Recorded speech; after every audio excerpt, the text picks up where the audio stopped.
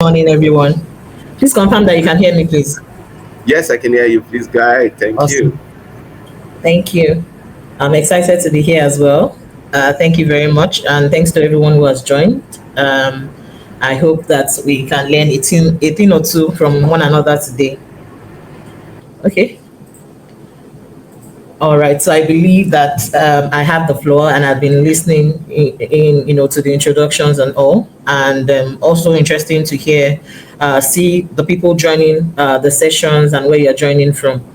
All right. So I would like to start before I delve into the agenda, and I'll ask each and every one of us to take a moment to pause and reflect. Now, if you're to think about the most amazing team, I mean the greatest team you've ever worked with, or whether you're working with them at the moment, what would you say made you stay or is making you stay with that team? Now, I want to think about it and reflect. Is it in terms of the strategies that are in place, the work you do, or the energy that you feed off from the team in terms of culture and everything that is in place? It would be nice to get a response or two in the comments as well. And just to also provide the background that is what we are delving in today. And for culture that wins, which is the theme of today's session, we'll be looking at it in three buckets. So first, we'll be looking at culture, why it matters, and what are the dimensions of a winning culture, and then also the importance of listening for insights. Then we'll also try to connect the dots, aligning the people part to the strategy as well as performance. And then we'll now land as well on building a culture that wins. What is the role of leaders in this? And then we'll touch on a few practical takeaways from today's session. And I hope that I'll be able to do justice to that in the course of this session. The next slide, please. All right, so now I want you to cast your mind. Sorry, we're going to be doing a lot of reflecting in this because, and if you would agree with me, culture is something that is present even beyond the workplace, and it indeed shapes everything that we do. Now, I want you to imagine a world-class orchestra. I believe we're all familiar with what an orchestra is, right? For an orchestra to come out beautifully, we have the conductor, who in this case we can say is the strategist, or the lead. Then we have the musicians, these are the people, because of course, orchestra is not made of one person. And, for a person to be part of an orchestra, they need to be what? Skilled. And it is something that deals with a lot of passion. And the people are an essential part of the orchestra. Otherwise, there's no orchestra, right? And then we have the music that they produce together, which we would, attribute to what we would know as the performance. Now, think about it. What do you think would happen if the conductor, the musician are not, if they are not playing from the same notes, if they are not speaking to one another and they are not listening, what do you think the results will be? The results of that will be that what they will be producing will be noise, because everyone knows that the beauty of an orchestra is the harmony that they produce from the well-coordinated sounds of speaking together, interpreting each note, and coordinating these notes to bring out a beautiful sound. And that is why I said, in this case, culture is that silent reading that keeps everyone in harmony. Culture is part of our everyday daily activities that keeps everyone in sync through driving the strategy and landing it at the performance. Now, when culture and the people and strategy and performance come together in sync, that's when we are no longer playing music, but we are making magic, right? Please go to the next slide. All right. Now, I want us to also reflect, and from conversations that we have, and studies have shown this over time, that organizations that have strong culture are 6 times more likely to be more innovative, 3 times more likely to be high performing, and I'm being told that this is even beyond 2 times more likely to meet or exceed their financial targets. Why? And you wonder why this is the case. Culture drives practically everything that we do, and as we'll see in the subsequent slides, it drives how we do our work, how we communicate our strategy, how people take ownership of this strategy as well. It's not enough, to have the best strategies in place, no matter how much you must have spent or invested in putting these strategies together. If you don't have the right people, who embody your culture as an organization, then you can be sure that that strategy is doomed to fail from the start. Now, I would not like to bore us too much, and let's delve right into it. Please go to the next slide. Now, culture is not just a nice to have in an organization, right? And if we go by the everyday definition of culture, we know it's the values, the beliefs that shape how we behave, how we think, how we act, and how we perform, right? And rest assured that a winning culture creates alignment, resilience, and results. Now, like I mentioned earlier, your strategy is there, to provide direction of where you want to go, but it is culture, that element of culture, that determines the speed and sustainability of this.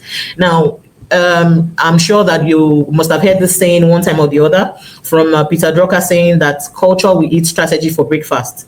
So what this means is that culture is that element that makes it sustainable, right? In the event that you have built critical steps, you have built a business plan. This is what we want to deliver. This is what we want to achieve per time. But then, okay, let me put it this way. Every organization has their culture. So whether or not the culture is a winning culture, whether or not the culture is toxic, as people would like to say, what is important is that culture is present. So now what we're saying is the reason why culture matters and why we need to get it right is that without the right culture in place, even the best of strategies will fail, right? And that is why in subsequent slides, I'll be talking to you on the importance of cultures, and let's think about it together. So whilst I speak, I would also like you to also look at how it plays out in your own organization as well. Next slide, please. Now, first, and of course on the agenda, is that culture helps us to define identity and purpose.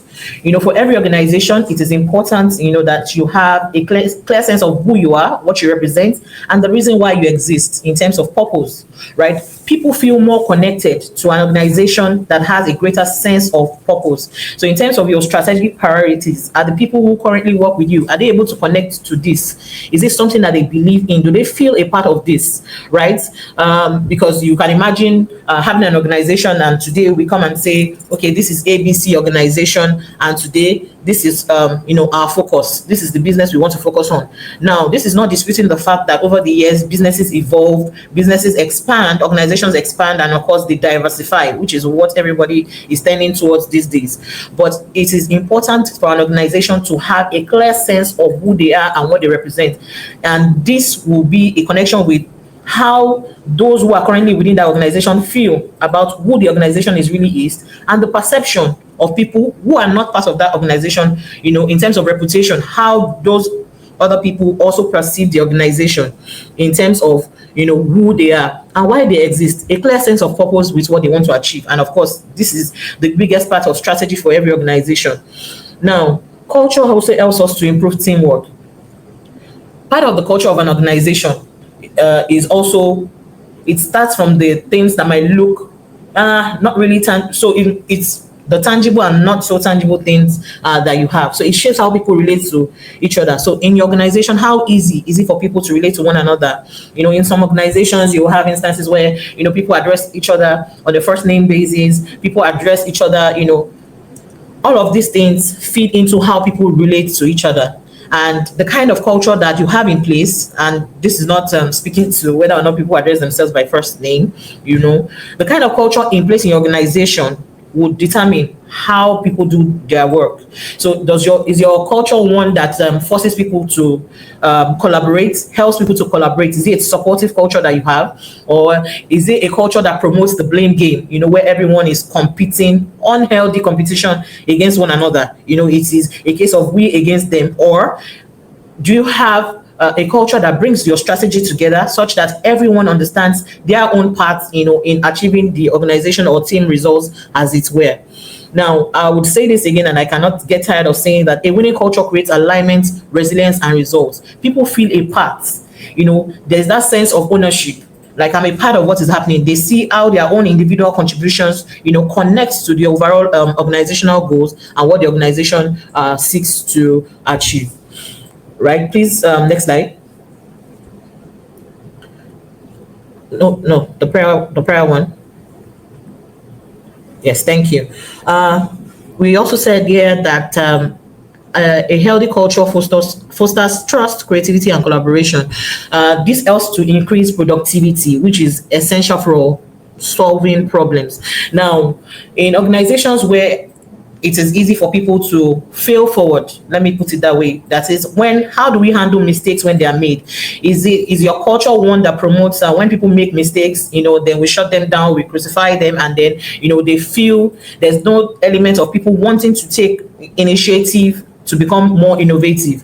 In a culture that fosters trust and creativity, people know that yes, I can try my hands at this, just maybe that it will come out with the best result. And in that case, people are more willing to be innovative, because the culture there enables them to do that. But in a culture where people are shut down at every slightest mistake, people are crucified, there's more of the stick approach rather than carrots in terms of reward.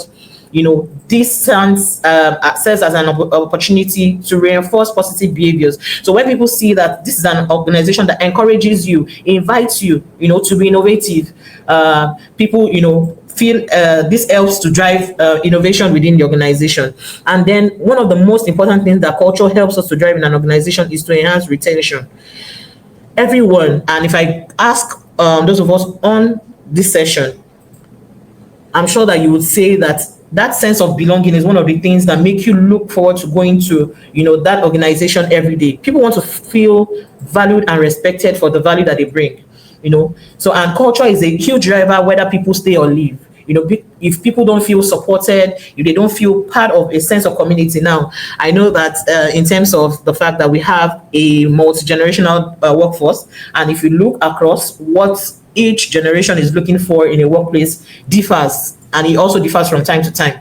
But people, whether or not I decide to stay in an organization is a function of, do I feel valued, right? Do I feel respected for what it is that I bring to the organization part time? And I'll just say that in this case, we can look at culture as the glue, right? Is that thing that keeps us in place, that thing that makes us feel as part of that organization. I don't see myself as an outsider. I have that inclusive sense of belonging, as part of someone who is working in that organization. So I'll take a brief pause. It would be nice to also see comments, so I'm sure that I'm still connected in the chat, to say that in your own opinion, what do you think? Why do you think culture matters in an organization? I would like to read from one or two persons on the session. So if you could please quickly drop that in the comments. Why do you think culture matters, beyond what we've said? Why do you think culture matters in an organization?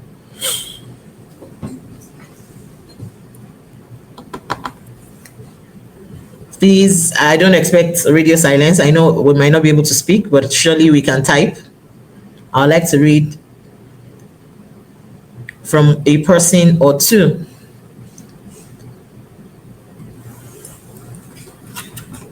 Okay, I think this is an earlier comment. Okay, values, belief. Okay. Anyone wants to help us?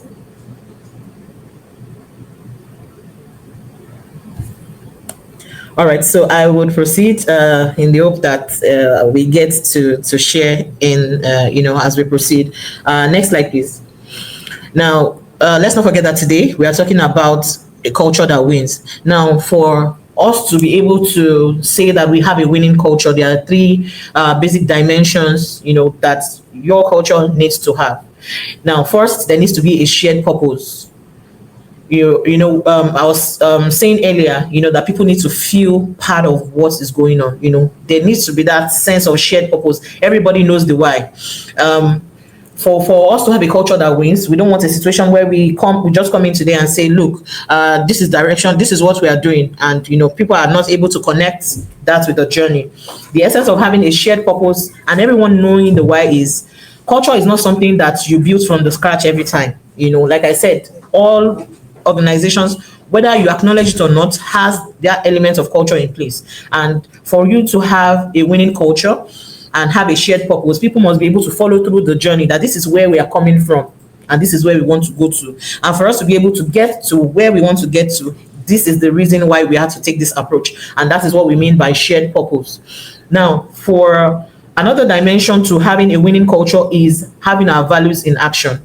And just to mention that culture is something that needs to be lived daily. So culture is not what you have on your wall signs. It's not what you have on bills or handbills or danglers in your office. No, that is not what culture is. Culture is not living in your logbook, in your archives, or what has been documented that the organization, that this is who we are, this is what we want to be, right?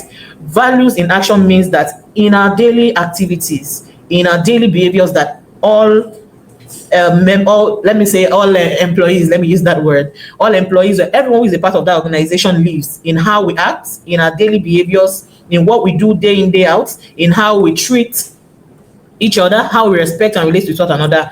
These are our values in action. So having a shared sense of purpose, I'm able to know the why, having our values in action in terms of what I do, and then the third part is accountability and trust, and that's speaks to ownership and confidence. Okay, thank you. I think I see a comment. Culture matters in an organization because it gives employees an identity. Absolutely. Thank you very much, Chioma Nwachukwu, and you were spot on with that as well. And I think it also speaks to what I just also shared here in terms of accountability and trust. Do people feel a sense of ownership, being part of the organization? And is that confidence? Do I feel as part of the tribe? And let's take it out of the workplace for a minute, and just reflect in terms of our daily lives, where we are all from. What's that thing that gives you that sense of connection that I'm a part of? Oh, this is where I am from in terms of, ethnic background. What helps you to identify, that, oh, these are my people, this is my tribe? Is that sense of ownership in terms of something that gives you a sense of belonging, right? And I have a keynote here saying that culture binds people to the strategy, and it helps translate strategy to performance. So we're gradually inching to how the three of them comes together now. So it is culture, having that shared sense of belonging that I feel, that helps to connect me to where my organization wants to go in terms of the strategy. And it is that same culture that helps to translate this same strategy to how I deliver on what the organization needs in terms of translating strategy to performance. Next slide, please.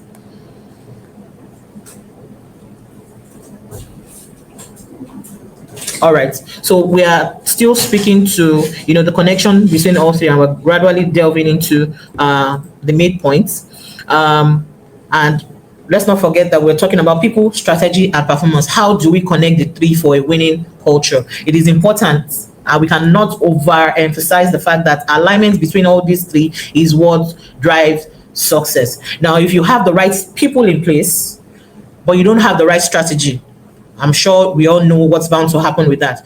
Well, if you also have the right strategy and you don't have the right people, or they're not supported by the right workplace culture, that is also bound to be performance dead on arrival. Now, if we have misalignments between our people, our strategy, there's bound to be friction and disengagement, and we miss on significant goals and opportunities as an organization. Right. Thank you very much, Razak, for that. It says culture is an important component that determines the lifespan of a business. Absolutely spot on. It is one of the major drivers of a business sustainability. Like I said, culture can evolve, right? But culture is not something that you just build from. You wake up today and say you want to, build from the scratch. No, it's already there. What you can do is, to improve. And one of the main areas why you can do that is to continually listen. And we'll get to that in a bit. Next slide, please. Now, let's touch on the people element, right? And then what role do people play in having a winning culture? So we have talked about the fact that people need to feel included, people need to feel seen, they need to feel valued, they need to feel that shared sense of purpose that they are a part of everything that is going on. And culture ties, whether we like it or not, it ties your people to your strategy and enables them to be able to deliver on the performance they are looking to deliver. So one of the first part when we're considering the people element is to consider the topic of empowerment. Now, how do you empower employees in your organization in terms of inclusion, feeling respecting the different energies that people bring to the workplace. Now, you can imagine having a room of everyone having the same set of skills, the same level of experience. You can only imagine that they are kind of skewed towards a particular direction, because everybody is thinking in the same light. And of course, you can only imagine how they would. Yes, they might have amazing results, but it would only be in one particular area. But in terms of inclusion, letting everyone bring to bear the different energies, the experiences, their personalities, to the organization. It gives that sense of inclusion, and people feel empowered to do, what it is they want to do. So there's no fear of being criticized or being shut down, for being innovative. And then there's also the concept of psychological safety, which is one of the top things that leaders need to help us focus on. We'll get to that in a bit. Now, another thing with respect to engaging the human element is building leaders at every level. Now, a lot of organizations make the mistake to think that leadership lies at the level of, where we have the senior leaders or managers of managers or people leading other teams. But for us to have a winning culture, it is important that we build leaders, people who will drive that sense of ownership at every level. Different organizations call them different things. Some call them champions, some call them advocates, whatever it is. But you build people who are so passionate, people who are so involved that at every level they are able to drive that level of ownership. They feel as part of what is opening. They can also assist to bring other people on board, support others through the process to be on board with, what is happening in the organization per time. And the third is recognition. Earlier on I mentioned on, using more stick than carrots. So we have the carrot and the stick approach. So recognition is one of the engine drivers of, any good culture. And recognition and growth serve as motivators. So when people live, your values, where people are able to deliver on their task, their daily routines, living the culture of the organization, how do you reinforce these behaviors? And that's where the topic of recognition and growth as motivators come in. And I said the first building block of a winning culture is to make people feel valued and safe. Next slide, please. Now we move to the strategy bits. How do we make it real? Strategy is where it gets real, right? And strategy must live in everyday decisions and actions. So it's not a case of at the beginning of the year, we set our strategic priorities and we leave it at that.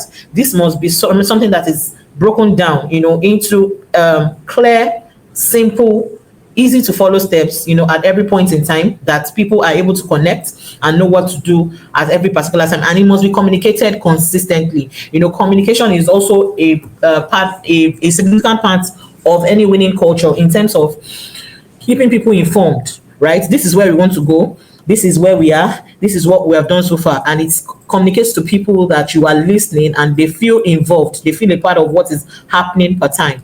Now, it is also important that we connect strategy to individual roles. So we don't just keep strategy at the top and say that in this year, for instance, this is what we as an organization want to achieve, and then we leave it for people to run with. No, it must be connected to every area of what the organization does. So in terms of every team, every department understands their role and their contribution to the overall strategy of the organization, and then for those teams, then they take it down to their own teams and connect it to individual roles so that it is clear for everyone to see how their inputs and their outputs contribute to the overall strategy. And this is also something that helps people to feel that sense of connections and fuels that sense of belief in the strategic priorities of any organization.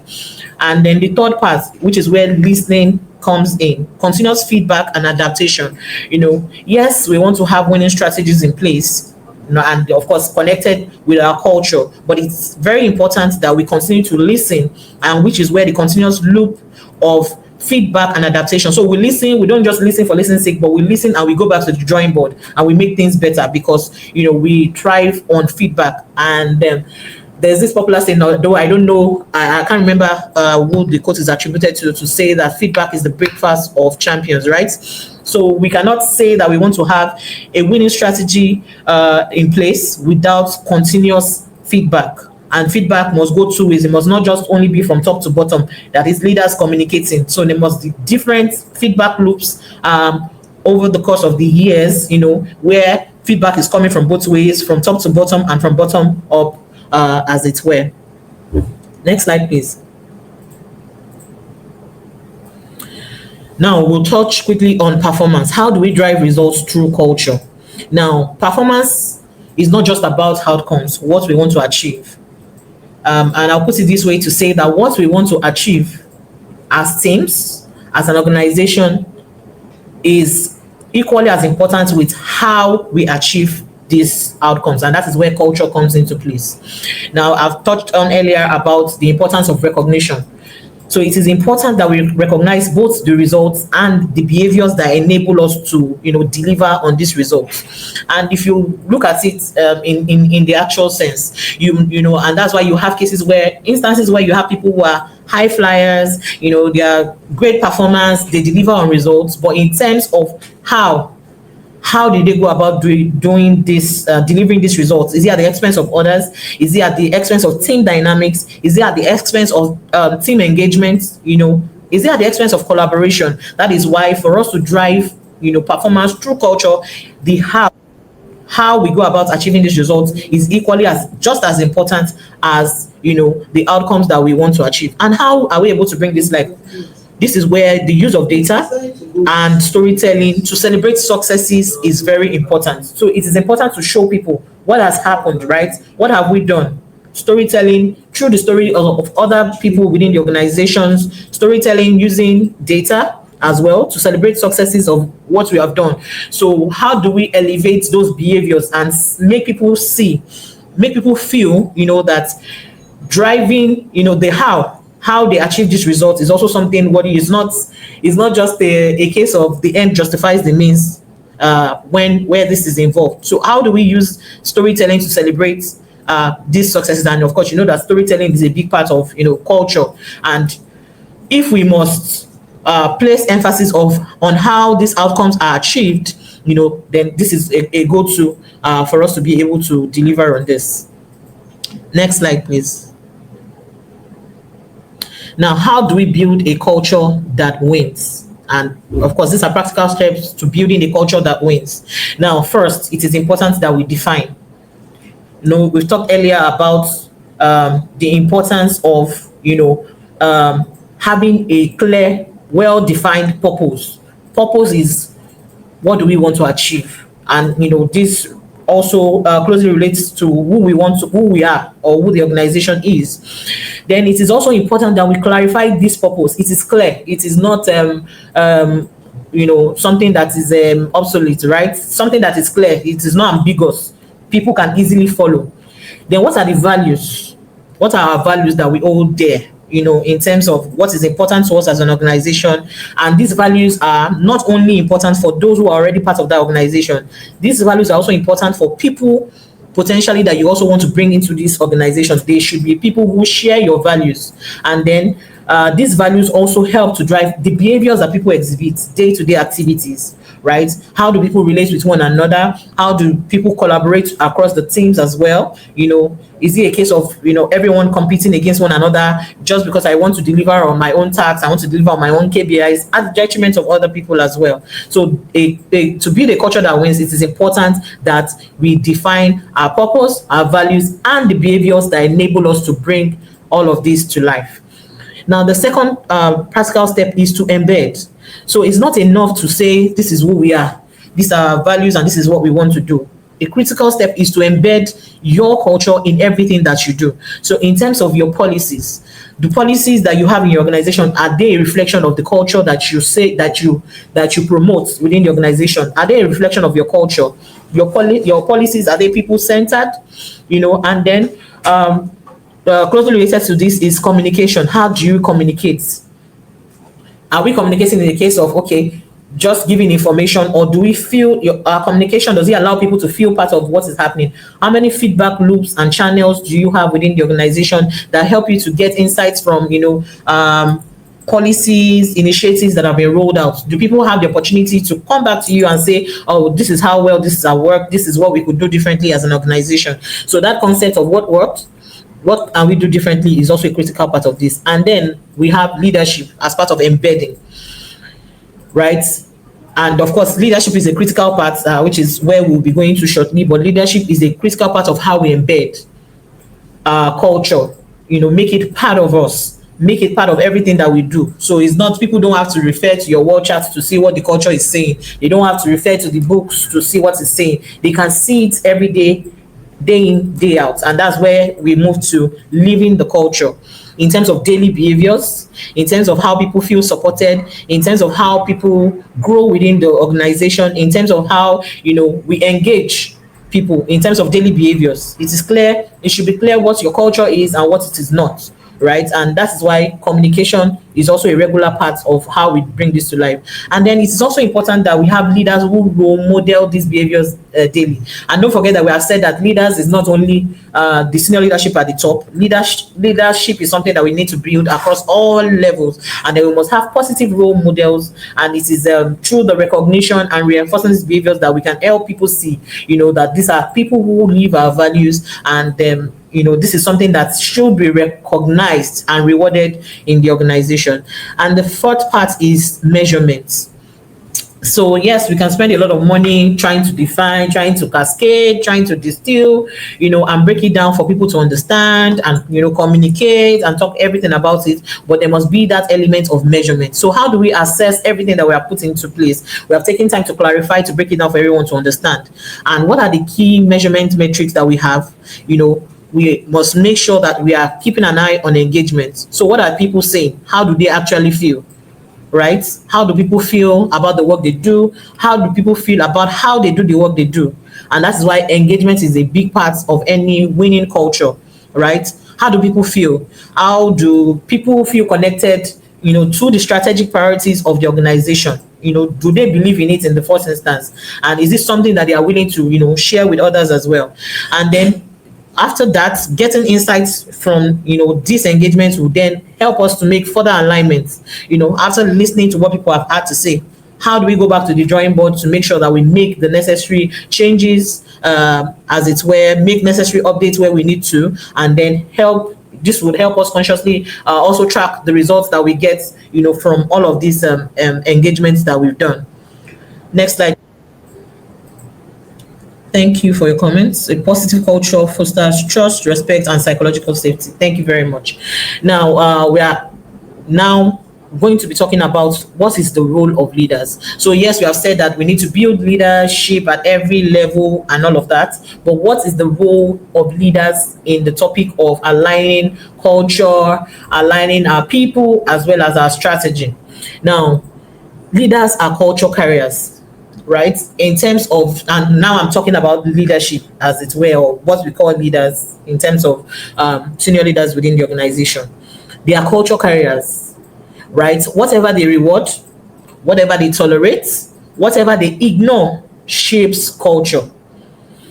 Now, I want you to see it in such a way that sometimes beyond communication and what people say or what people do not say, right? There are certain instances where certain things happen and then we just choose not to talk about them within the organization. Not talking about them does not mean that, not talking about them in itself is saying a lot, right? So what we mean by leaders being culture carriers is whatever they reward, those behaviors that they reinforce, whether through what they say, through what they do, through how they come across, and it's a connection of all of these things as well. And thank you, I think it was Esther who also dropped that in the chat, that a positive culture fosters psychological safety. People must feel comfortable enough to want to be able to share, share within the boundaries of psychological safety. People feel that they are in an open environment where they can share how they feel, right? And then part of the roles of the leaders, including psychological safety, is also tone at the top. So what are the leaders saying? With every strategy we put in place, with how we measure performance, with how we weigh performance, what is the tone at the top? And tone at the top is something that is very critical, for all organizations. So with everything that we do, what are the leaders saying, right? Their behaviors need to exemplify, the values that we say that we are preaching, what it is that we say that we want to achieve. And most often than not, when it comes to leadership, their actions speak louder than anything they could probably say at any point in time. Now, We also have communication. I've mentioned that earlier. Communication. So not only, so yes, we know that their actions speak, but also how are they communicating? What are they saying? Right? Then we also have them acting as change drivers. When we have changes within the organizations, leaders should be the first to get on board, right? And be able to role model to others, and others, see them as ambassadors and also want to connect to this. We don't want leaders that are, distant from what is happening within the organization. They must be a part. In fact, they are a major part of the change drivers within the organization. And then we also have engagement, of course. Like I said, it should not always be a top to bottom communication. There must be engagement. People must feel connected to these leaders, be able to, get insights from them per time, not only when we are in strategy sessions, but also in day-to-day activities. So how many feedback loops do you have? How many opportunities do we have within the team where we are actually having conversations, two-way conversations, right, with leaders and then the teams, where people can ask questions, people can openly be themselves, people can openly bring suggestions around innovation within the organization. Next slide, please, to look at more roles of leaders within the organization, right? So we've talked about setting the tone at the top and modeling the values that we want to see. Now I'll touch a bit more on creating psychological safety. Let's look at it in this way. For instance, somebody comes to a leader with a concern that they have, right?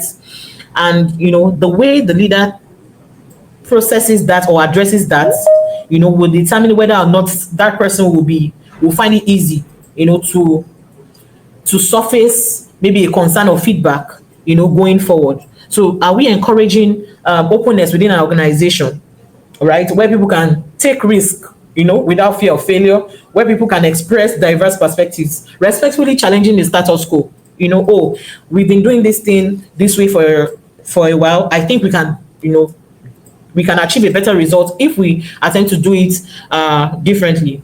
Because all of this feeds into how, we attract even people to join us, or how we also retain our talents. Do we want to, hire the best people and then tell them what to do, or we want to hire the best people because we know that, they know what to do, right?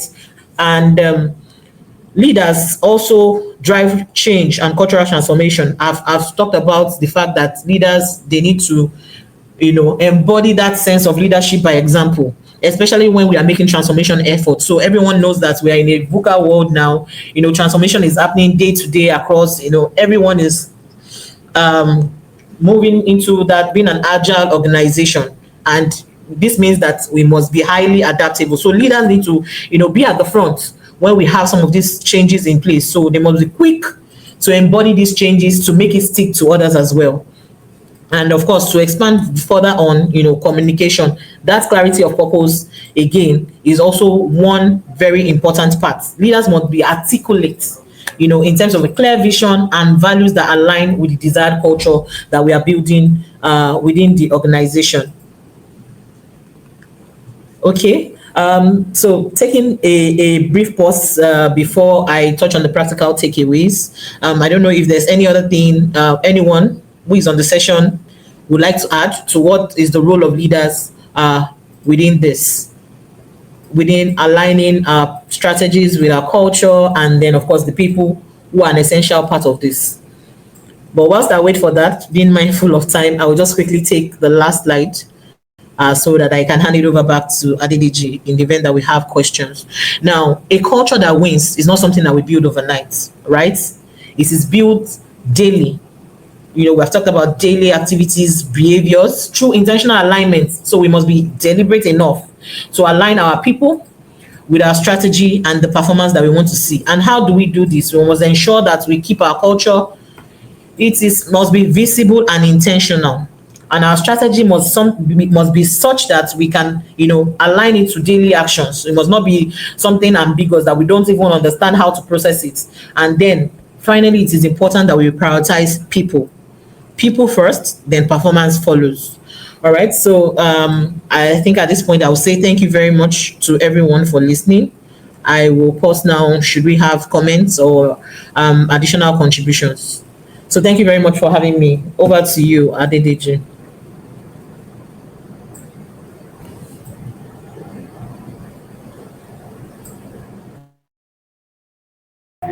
Thank you so much. It's been an amazing and insightful section, and I've been taking a lot of notes, and I know that a lot of people have been doing so as well.